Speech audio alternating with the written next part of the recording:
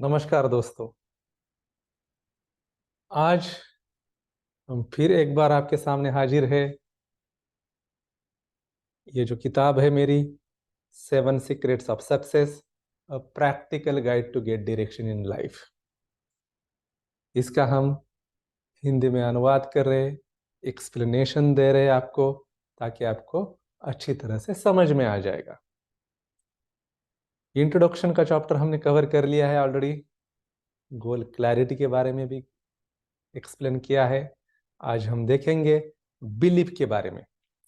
ठीक है, तो ये जो यहाँ पे ये जो बिलीफ चैप्टर है, इसको हम शुरू करते हैं अभी। Life does not need to be changed, only your intent and actions do. Swami Rama. Swami Rama क्या कहते हैं? हमें लाइफ को चेंज करने की जरूरत नहीं है। हमारे जो इंटेंशंस होते हैं, हमारे जो इरादे होते हैं, और हमारे जो एक्शंस, हमारे कर्म होते हैं, अगर बदल जाते हैं तो हमारी लाइफ भी बदल जाती है, डेस्टिनी भी बदल जाती है। इसलिए हमारे जो इंटेंट होते हैं, इंटेंशंस होते हैं, हमारे जो कर्म होते हैं, एक्शंस होते हैं, इनके बारे में हमें जागरूक रहना बहुत जरूरी है। अगर ये बदल जाए तो डेस्टिनी बदल जाएगी, आपका भाग्य बदल जाएगा। तो शुरू करते हैं इस चैप्टर को। जैसे मैंने मोहम्मद अली का एग्जाम्पल दिया है यहाँ पे। Muhammad Ali fighter said that before being a champion in the ring, he would become one in his mind. He had a strong belief that he was going to win. इसका मतलब क्या है? मोहम्मद अली जो fighter थे, boxer थे, वो ring में जाने से पहले ही, मतलब एक्चुअली चैंपियन बनने से पहले ही, अपने माइंड में चैंपियन बन जाते थे। जब तक हम जिस चीज के बारे में सोच नहीं सकते हैं, जिस चीज के बारे में देख नहीं सकते हैं, उसको रियलिटी में नहीं कन्वर्ट कर सकते हैं, नहीं बदल सकते, नहीं ला सकते। रियलिटी में उसको नहीं ला सकते। इसीलिए मोहम्मद अली रिंग में चैंपियन होने के पहले ही अपने माइंड में, अपने मन में चैंपियन होता था। अगर कोई स्पोर्ट्समैन भी होता है ना, जो फिनिशिंग लाइन होती है, उसको पार करने के पहले अपने माइंड में उस फिनिशिंग लाइन को पार कर लेता है, तभी वो चैंपियन बनता है। इसीलिए अर्नोल्ड श्वार्ज़नेगर भी कहते थे। कौन थे अर्नोल्ड श्वार्ज़नेगर? एक बहुत बड़े body builder, 7 times mister Olympia, a great body builder, Hollywood actor and governor of the California. What he was telling? Body is important, but mind is more important than body. मतलब हमारा शरीर तो महत्वपूर्ण है, लेकिन उससे ज्यादा महत्वपूर्ण है हमारा माइंड, हमारा मन। क्योंकि ये मन ही है जो आगे 10 घंटे के बाद हम क्या करने वाले हैं, क्या अचीव करने वाले हैं, इसको तैयार करता है।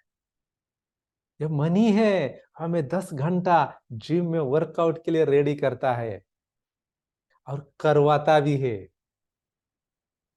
That's why he was telling, if you can't see and if you can't believe, you can't achieve. इसका मतलब क्या है? जिस चीज को आप देख नहीं सकते हो, if you can't see and if you can't believe, जिसको देख नहीं सकते हो और जिसके ऊपर आपका विश्वास नहीं है, उसको आप हासिल भी नहीं कर सकते हो। इसका मतलब क्या है? जिस चीज को आपको पाना है, उसके बारे में देखना होगा। इसको विजुअलाइजेशन का टेक्निक बोलते हैं। बहुत सारे लोग इसको, जो लॉ ऑफ अट्रैक्शन वगैरह जो टेक्निक्स है, इसमें करवाते हैं ये चीजें। विजुअलाइजेशन जब तक नहीं होगा, तब तक कुछ होगा नहीं।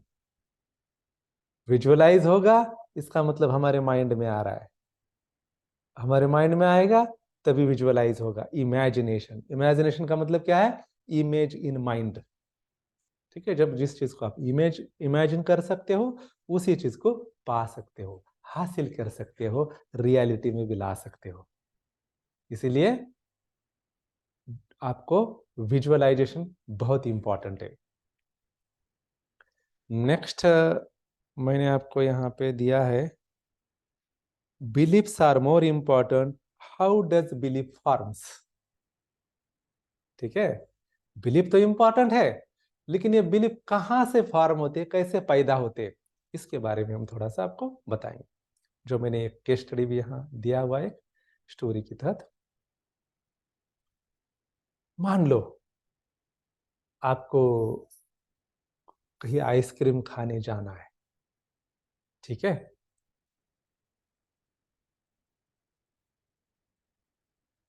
मान लो आप पहले 2 महीने का इंसिडेंट लेते, 2 महीने पुराना इंसिडेंट लेते। मान लो 2 महीने पुरानी एक घटना है, आपको आधे किलोमीटर पे एक आइसक्रीम का शॉप था, आइसक्रीम पार्लर था, और वहां खाने के लिए जाना था।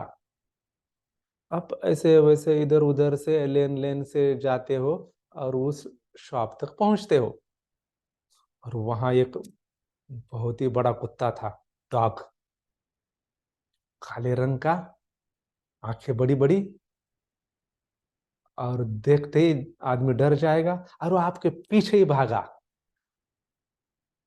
वो पीछे भाग रहा है, आप आगे दौड़ रहे हो, कैसे वैसे जान बचाया आपने और घर पहुंच गए। ठीक है, आइसक्रीम तो लेने ही वाले थे, और वैसे ही डॉग ने पीछा किया और भाग गए और घर पहुंच गए, कैसे वैसे जान छुड़ा ली। अब 2 महीने के बाद मान लो आपकी कोई सहेली आती है, तो दोस्त आ रहा है घर पे, और उसको आइसक्रीम खानी है, तो क्या आप सेम शॉपी पे जाओगे क्या? इस सवाल को तो मैंने बहुत बार पूछा है मेरे वर्कशॉप में, लेकिन बहुत लोगों ने आंसर दिया, नहीं नहीं, हम उधर नहीं जाएंगे, हम दूसरे शॉप में जाएंगे। क्यों? डर था वहां पे। लेकिन क्या वो कुत्ता अभी जिंदा है? उस समय तो तंदुरुस्त था, अभी बीमार है, चलने फिरने भी नहीं आ रहा है उसको। उस समय तो खुला था, लेकिन अभी चेन से बंधा है, ये भी पता नहीं है। जिंदा है या मरा है ये भी पता नहीं है। या कोई म्युनिसिपालिटी वाला लोग उसको लेके गए ये भी पता नहीं है। लेकिन क्या हो रहा है, हम डर रहे, हम जा नहीं रहे वहां पे। क्यों? Because we are not responding to the situation, we are responding to our previous memories.